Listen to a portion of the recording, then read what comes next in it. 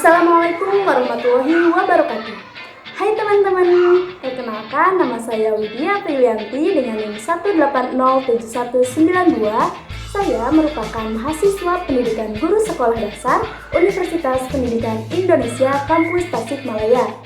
Di sini saya akan menjelaskan salah satu materi IPS SD, yaitu mengenai upaya mempertahankan kemerdekaan Indonesia melalui jalur fisik dan jalur diplomasi.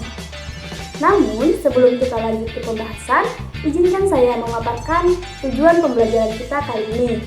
Yang pertama yaitu siswa dapat mengetahui upaya mempertahankan kemerdekaan Indonesia melalui perlawanan fisik. Yang kedua, siswa dapat mengetahui upaya mempertahankan kemerdekaan Indonesia melalui jalur diplomasi. Yang ketiga yaitu siswa dapat mengetahui peristiwa apa saja yang terjadi pada agresi militer 1 dan agresi militer 2. Nah, yang terakhir yaitu siswa dapat mengetahui isi dari perjanjian Linggarjati, perjanjian Renville, perjanjian Trunggroyen, dan konferensi meja bundar. Ya, sebelum kita masuk ke pembahasan materi kali ini, alangkah lebih baiknya kita melihat lagi materi sebelumnya, yaitu mengenai proklamasi kemerdekaan Indonesia. Apakah teman-teman masih ingat isi dari teks proklamasi kemerdekaan Indonesia? Bagus, jika teman-teman masih ingat, coba apa sih contoh sikap yang bisa mencerminkan upaya kita dalam mempertahankan kemerdekaan bangsa Indonesia dalam kehidupan sehari-hari? Ya, betul. Jangan mencontek. Apalagi? Ya, tepat waktu. Apalagi? Disiplin. Betul. Rajin belajar. Ya, masih banyak ya teman-teman sikap yang dapat mencerminkan diri kita dalam mempertahankan atau upaya kita dalam mempertahankan kemerdekaan bangsa Indonesia ini. Nah, maka dari itu silahkan simak baik-baik materi ini, di mana materi kali ini yaitu upaya mempertahankan bangsa Indonesia melalui jalur fisik dan jalur diplomasi. Nah, teman-teman, kira-kira apa saja sih peristiwa atau perjuangan bangsa Indonesia dalam mempertahankan kemerdekaannya? Yang pertama, ya benar, ada pertempuran Surabaya. Yang kedua, ada pertempuran Ambarawa. Yang ketiga, ada pertempuran Medan Area. Yang keempat, ada Bandung Lautan Api. Yang kelima, ada agresi militer Belanda 1. Yang keenam, ada pemberontakan PKI Madiun tahun 1948. Dan yang terakhir, ada agresi militer 2. Ya, kita mulai dengan pembahasan yang pertama, yaitu mengenai pertempuran Surabaya. Pada tanggal 25 Oktober 1945, tentara sekutu mendarat di Surabaya dengan dipimpin oleh Brigadir Jenderal Malabi. Pada tanggal 27 sampai 30 Oktober 1945, terjadi kontak senjata antara pemuda Indonesia dengan pasukan Inggris. Dalam pertempuran ini, pasukan Inggris dapat dipukul mundur. Bahkan puncak dari pertempuran ini yaitu terbunuhnya pemimpin mereka, yaitu Brigadir Jenderal Malabi. Pada tanggal 9 November 1945, Inggris mengeluarkan ultimatum yang berisi semua pimpinan dan orang Indonesia yang memiliki senjata harap melapor dan meletakkan senjatanya di tempat yang telah ditentukan serta menyerahkan diri dengan mengangkat tangan. Namun, ultimatum tersebut ditolak oleh pihak Indonesia. Lanjut, pada tanggal 10 November 1945, terjadi pertempuran yang sangat dahsyat. Pasukan Inggris menggempur Surabaya dari darat, laut, dan udara. Peristiwa 10 November itu diperingati sebagai Hari Pahlawan. Kita lanjut pada pembahasan yang kedua, yaitu mengenai pertempuran Ambarawa. Pada tanggal 20 Oktober 1945, pasukan sekutu di bawah pimpinan Brigadir Battle mendarat di Semarang dengan maksud untuk mengurus tahunan perang. Kedatangan sekutu ini diboncengi oleh Nica. Namun ketika pasukan sekutu dan Nica datang di Magelang dan Semarang untuk membebaskan tawanan perang tersebut, para tawanan malah dipersenjatai sehingga menimbulkan kemarahan pihak Indonesia. Dan pada tanggal 26 Oktober 1945, di kota Magelang terjadi pertempuran antara pasukan PKR dan pasukan gabungan antara sekutu Inggris dan pihak Nica. Insiden tersebut terhenti ketika Presiden Soekarno dan Brigadir Battle melakukan perundingan dan mendapatkan kesepakatan. Namun, ternyata pihak sekutu malah mengingkari janjinya sehingga pada tanggal 23 November 1945 sampai 11 Desember 1945 di Ambarawa pecah pertempuran antara PKR dan sekutu. Pada tanggal 12 Desember 1945, pertempuran berkobar di Ambarawa. Kolonel Sudirman langsung memimpin pasukannya dengan menggunakan taktik gelar supit urang atau pengumpungan rangkap dari kedua sisi sehingga musuh benar-benar terkurung. Setelah bertempur selama 4 hari, pada tanggal 15 Desember 1945, pertempuran berakhir. Indonesia berhasil merebut Ambarawa dari sekutu dan sekutu dibuat mundur. Kemenangan tersebut kini diabadikan dengan didirikannya Monumen Palagan Ambarawa dan diperingati sebagai Hari Jadi TNI Angkatan Darat atau Hari Juang Kartika. Kita lanjut pada pembahasan yang ketiga, yaitu Pertempuran Medan Arek. Pada tanggal 9 Oktober 1945, pasukan sekutu di bawah pimpinan Brigjen T.I. Kelly mendarat di Medan dan diboncengi Nica yang dipersiapkan untuk mengambil alih pemerintahan.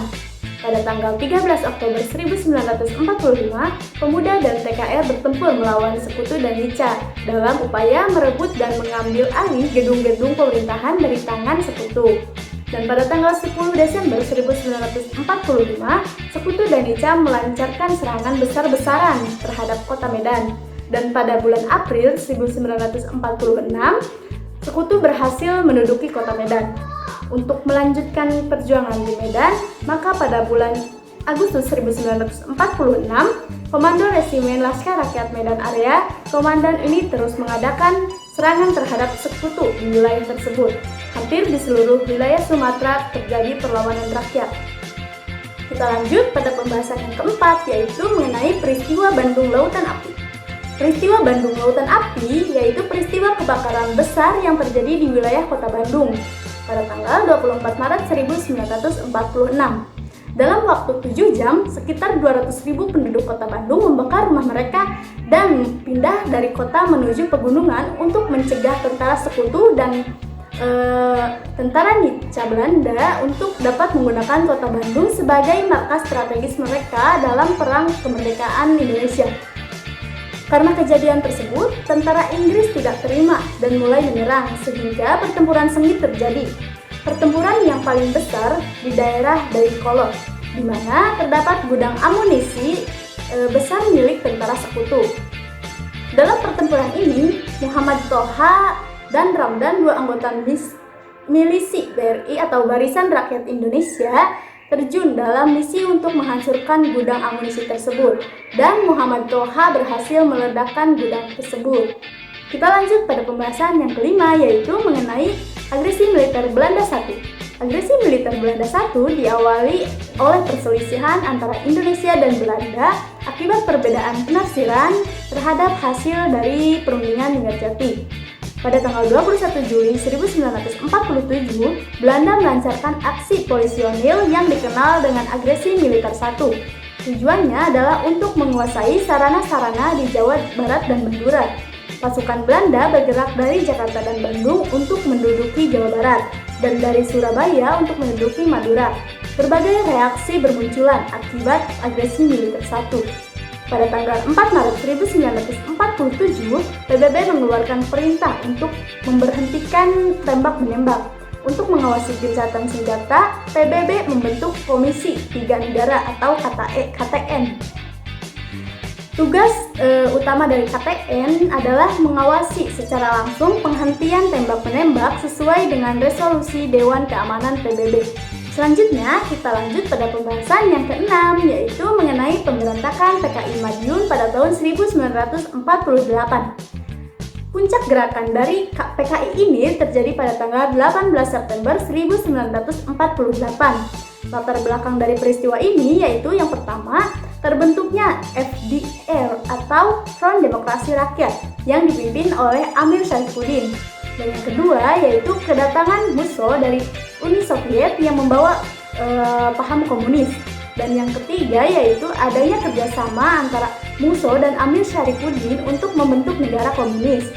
Tujuan dari pemberontakan ini yaitu yang pertama mendirikan negara Republik Soviet Indonesia Komunis, dan yang kedua yaitu menghancurkan dan menggulingkan kabinet Hatta.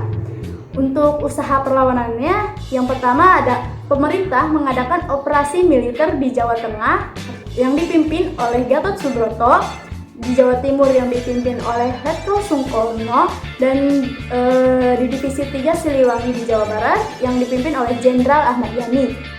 Dan pembahasan terakhir dalam perlawanan fisik yaitu agresi militer 2. Latar belakang terjadinya agresi Belanda 2 yaitu disebabkan karena perundingan Renville mengalami kemacetan. Tujuan Belanda mengadakan agresi militer yang kedua ialah ingin menghancurkan kedaulatan Indonesia dan menguasai kembali wilayah Indonesia dengan melakukan serangan militer terhadap beberapa daerah penting di Yogyakarta sebagai ibu kota Indonesia pada saat itu. Pada tanggal 19 Desember 1948, Belanda menghancurkan aksi polisionil kedua. Belanda menduduki kota Yogyakarta yang diawali dengan menerjunkan pasukan payung di lapangan udara Maguwo serta mengepung dan menghancurkan konsentrasi TNI.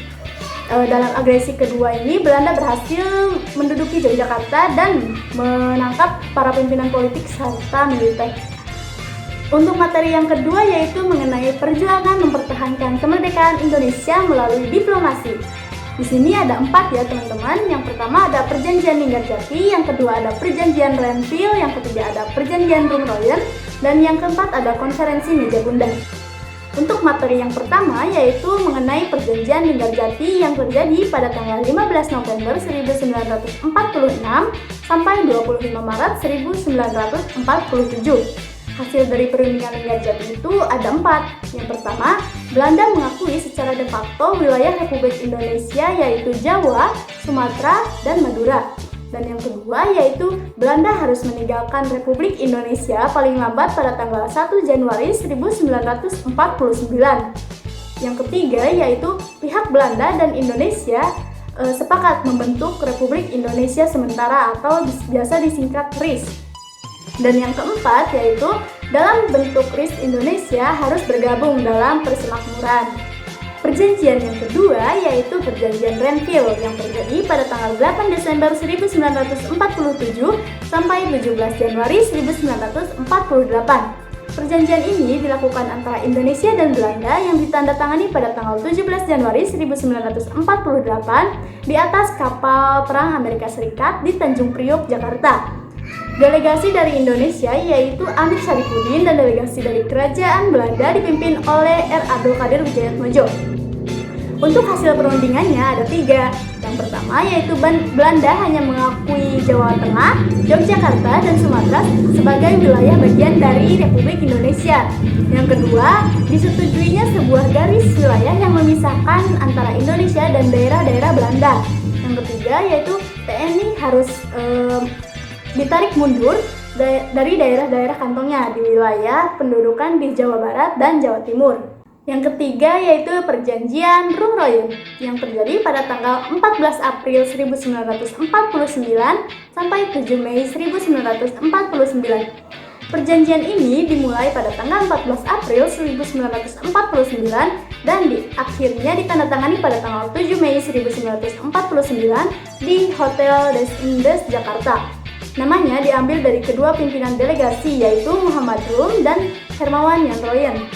Maksud dari pertemuan ini adalah untuk menyelesaikan beberapa masalah mengenai kemerdekaan Indonesia sebelum KMB di Den Haag atau Konferensi Meja Bundar di Den Haag.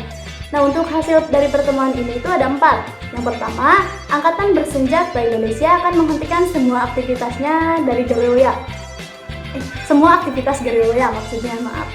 Dan yang kedua, pemerintah Republik Indonesia akan menghadiri konferensi Meja Bundar. Yang ketiga yaitu pemerintah Republik Indonesia dikembalikan ke Yogyakarta. Dan yang keempat, Angkatan Bersenjata Belanda akan menghentikan semua operasi militer dan membebaskan semua tawanan perang. Dan materi yang terakhir yaitu mengenai konferensi Meja Bundar. yaitu pada tanggal 23 Agustus 1949 sampai 2 November 1949. Hasil dari konferensi meja bundar ini ada 5. Yang pertama, Belanda mengakui RIS sebagai negara merdeka dan berdaulat. Yang kedua, status Irian Barat diselesaikan dan dalam waktu setahun sesudah pengakuan kedaulatan. Yang ketiga yaitu akan dibentuk Uni Indonesia Belanda. Yang keempat, RIS mengembalikan hak milik Belanda dan memberikan hak konsesi dan izin baru untuk perusahaan-perusahaan Belanda. Yang kelima yaitu pengambil alihan hutang Hindia Belanda oleh Republik Indonesia Serikat. Nah, bagaimana teman-teman untuk materi kali ini? Cukup asik bukan? Iya, semoga teman-teman bisa mengingat materi kali ini ya. Semakin teman-teman belajar, semakin banyak ilmu yang teman-teman dapatkan. Tapi sebelum saya menutup pematerian kali ini, saya ingin memberikan 3 pertanyaan untuk teman-teman. Yang pertama, apa ya? Ada berapa upaya yang bangsa Indonesia lakukan untuk mempertahankan kemerdekaannya? Ya, betul. Ada 2, yang pertama secara fisik dan yang kedua secara diplomasi. Pertanyaan kedua yaitu pada tanggal berapa perjanjian Linggarjati dilaksanakan? Ya, betul, pada tanggal 15 November ya. Nah, yang ketiga jika tadi ada secara fisik dan secara diplomasi, coba sebutkan apa saja yang secara diplomasi. Upaya apa saja yang dilakukan bangsa Indonesia untuk mempertahankan kemerdekaannya melalui diplomasi? Ya, betul. Melalui perjanjian Linggarjati, perjanjian Renville, perjanjian Rumroyan, dan konferensi meja bundar. Ya, terima kasih. Ya, sudah cukup lama ya saya menemani teman-teman di sini. Sekian materi yang bisa saya sampaikan, kurang lebihnya mohon dimaafkan. Ambil baiknya dan buang saja kurangnya ya, atau buang saja kesalahannya, jangan diambil. Jangan lupa teman-teman untuk subscribe channel ini dan channel Humanika Laborti. Nanti saya akan tulis di description box. Oke. Wassalamualaikum warahmatullahi wabarakatuh.